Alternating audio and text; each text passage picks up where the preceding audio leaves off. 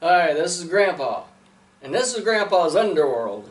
Today, I'm going to talk about the truth about cannabis. The reason why starts out with a guy by the name of Harry Anslinger. He was the top dog during Prohibition. He and his crew had taken down a lot of stills and tossed a lot of alcoholics and alcoholic makers in jail, but eventually that battle was lost and Prohibition ended. So he needed a new cause and a new job. While figuring this out, he married Andrew Mellon's niece. You see, Andrew Mellon was not only the richest man in America at that time, he was also Secretary of the United States Treasury. So in the 1930s, he made a new department called the Bureau of Narcotics, and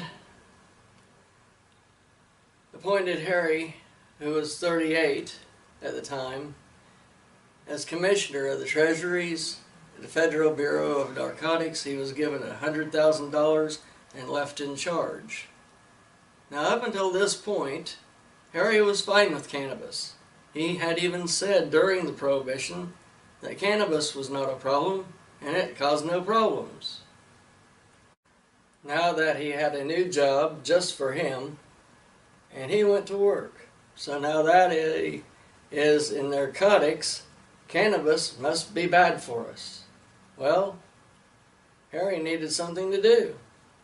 Everyone that wanted to use cannabis could, but it was a low-cost product.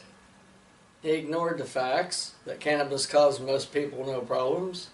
He ignored the American Medical Association, which had doctors and pharmacists and many drug industry people all told him there was nothing wrong with people using cannabis and that it was actually good for most people. So he went and sought from Congress laws that put everything that was marijuana into federal control.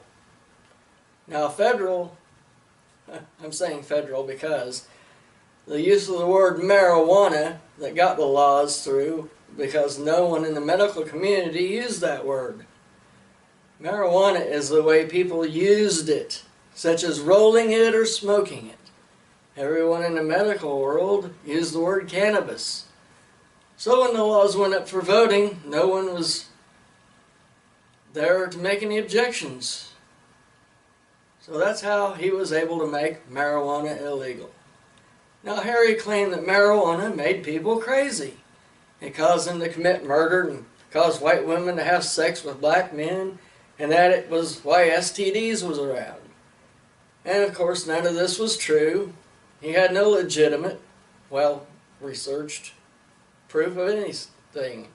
Instead, he relied on eye-catching headlines in the newspapers and on radio to convince people that cannabis was this bad.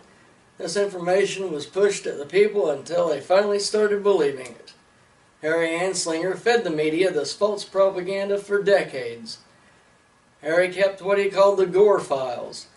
Now, in the Gore files, there was about 200 cases of crimes that were done under the supposed influence of marijuana, except for this was false. Today's researchers have proven that none of the crimes committed was done while under the influence of cannabis. In the Gore files is a case about the Lakita murders. A boy killed his entire family, not because he used cannabis. He had done this crime because he had a severe mental illness.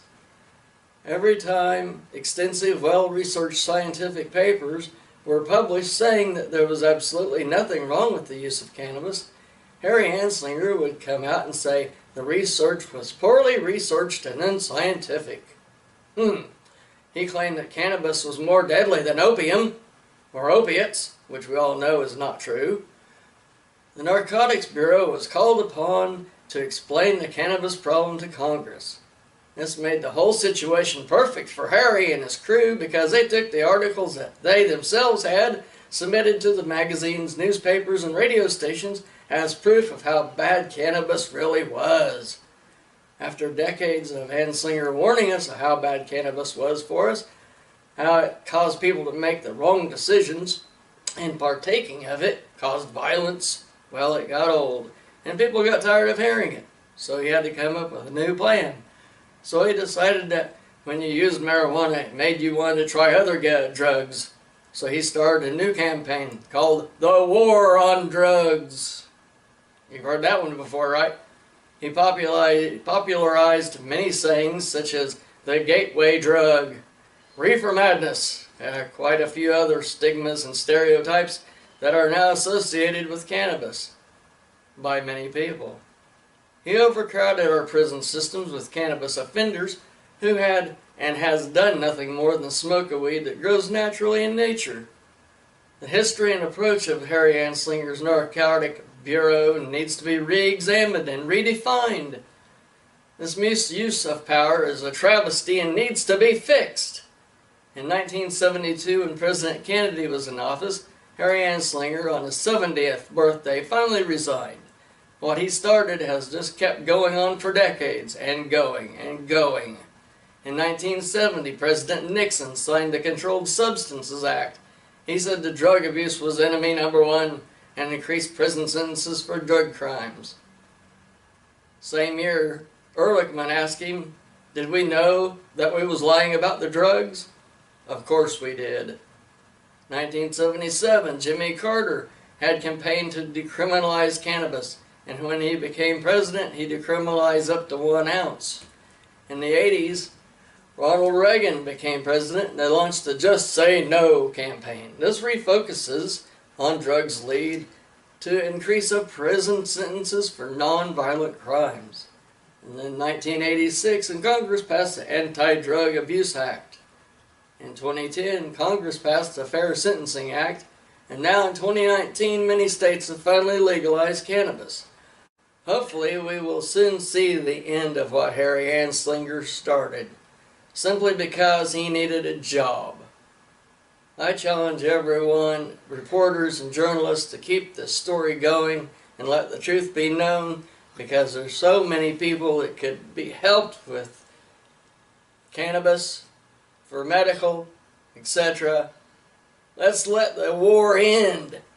Grandpa loves you.